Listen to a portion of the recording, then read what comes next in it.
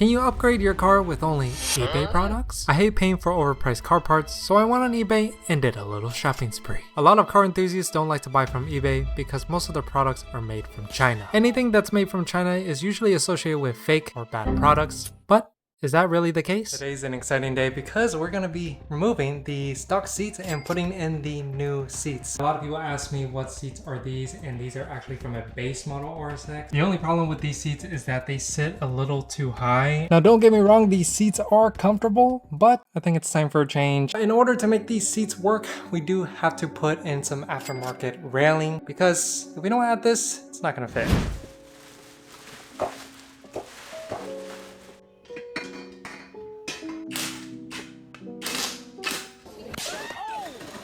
Installing the seats was pretty simple because there was only 4 bolts holding it in. But as I thought it was gonna get easy, something went wrong. They don't slide. This little tab right here is what that came off the rail. It's literally not moving at all. And if I move this, you could see that the railing wants to move. There's always something.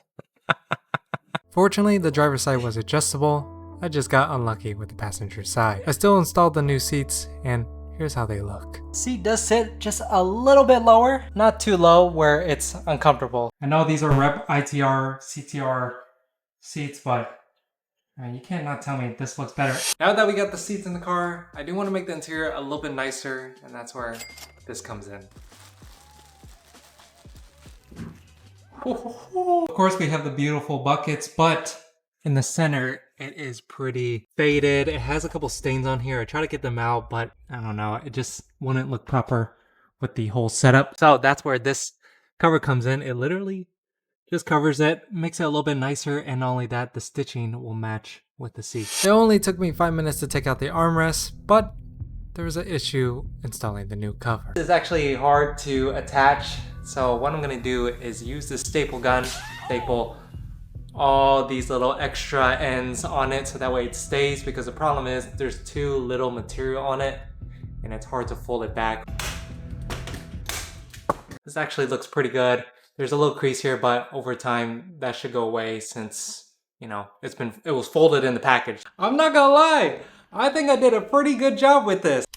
All right, voila. Y'all guys can't tell me that this looks so much better. Even though it doesn't look the best, I think it still looks more proper than the one before. Now, before we do any more upgrades to the interior, we do need to upgrade something that's very important. Currently still tuning the hatch, and because it's turboed, it actually creates a lot of heat. So our boys at Garage 16 sent us a radiator, but also a fan to come with it to hopefully cool the temps down. This car is reaching at 216 Fahrenheit. If you guys don't know, that's pretty hot for a car. It's supposed to be around 180, 185, even 190, that's okay, but 216, that's too hot. We don't want to warp ahead or worse, maybe blow the engine. So hopefully with this new rad and fan setup, it should be able to cool the temps. Who doesn't love a good new part? Low profile fan. Little detail that I like, look at the side. It says Yonaka. And in she goes. Now that everything is in and wired up, it's time to put in some coolant. Everything fits just like how it was, and we do have better clearance.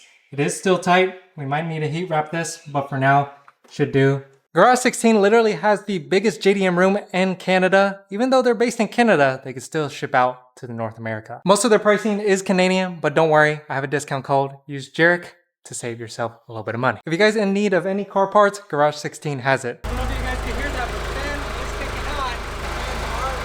Now that we got the front seats in, we can't forget the passengers in the back, and that's where this comes in. For those who don't know, all EKs, EGs, they have this little centering in the back. There's no cup holders on the left, no cup holders on the right, and even from factory, they do not include any cup holders. So where am I supposed to put my drink? And the homie at EFB Motorsports made a cup holder that you could even hold a flask in here. But in order to install this, we do need to take off the center console.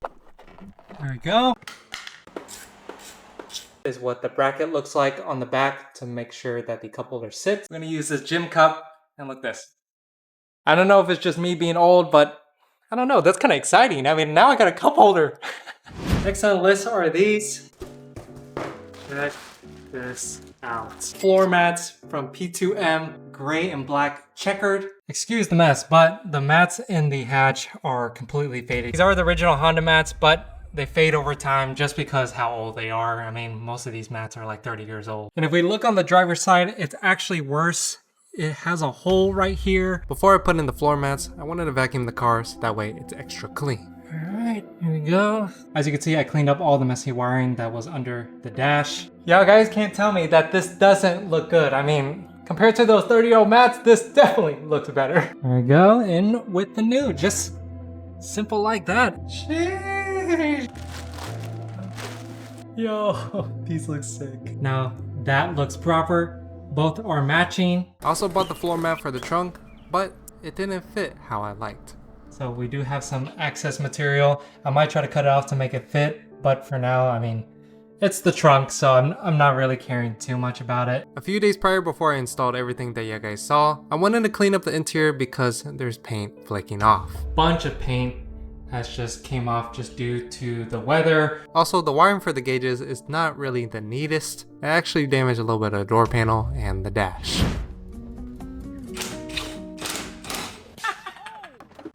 One clip snaps or this cracks or breaks, it's game over, and they're not cheap. In order to make those gauges fit better, we do have to drill some holes on the A-pillar in order to make the wires cleaner. Also, those wires that were attached to the gauge, I moved them up and they're out of the way where the door panel is. Now that that's done, the only thing left is to paint the panels. Should be downhill from here. I mean, how hard could it be? Some of the paint didn't fully come off, but I decided to spray it anyways. That Asian mofo out here doing it again. It's not turning out as matte as I would like. You can definitely see it on the A-pillars. I let it dry overnight and today. Set it out in the sun and it still looks the same. I got lazy and I didn't want to redo the panels, so I put them right back in. Back seats are in and this interior is definitely looking a lot more proper. The thing that we do need to address is this vent. We're gonna try to go to a junkyard, find that little vent, and then re-glue it. It did just rain, but we're determined to get this vent. I hope they have it, but yeah, here is the yard. It's kind of sad to see that all these cars at some point ran. I think I brought the wrong shoes today. I literally stepped in a huge mud pit. Fortunately, they took out the vents. Look at that, someone literally put AC vents on the hood. More performance, I guess. And they even painted the engine bay, that's interesting. Yeah, I'm trying to see if they hopefully have the radio vent. Let's see if this one has it.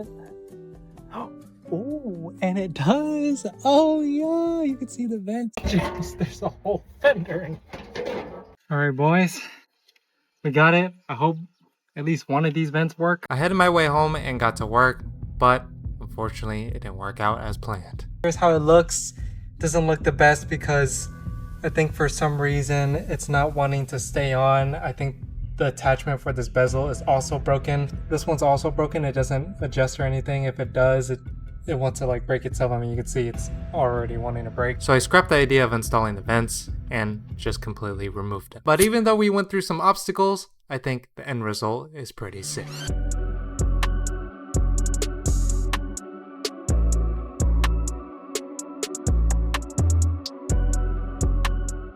Just like that, we have the interior all done. On the driver's side, you see the blue accent. And the reason why I did that is to match with the blue gram lights with our somewhat freshly painted trim pieces. Obviously, it's not the best. I didn't have a cup, so I put a fire extinguisher there just because this car is turboed, so we don't want it to catch on fire, so I just put there for now. Unfortunately, I had one more thing for the interior, but it didn't come on time, and that was a new steering wheel. But overall, can you modify your car with eBay products? There's always something. For the most part.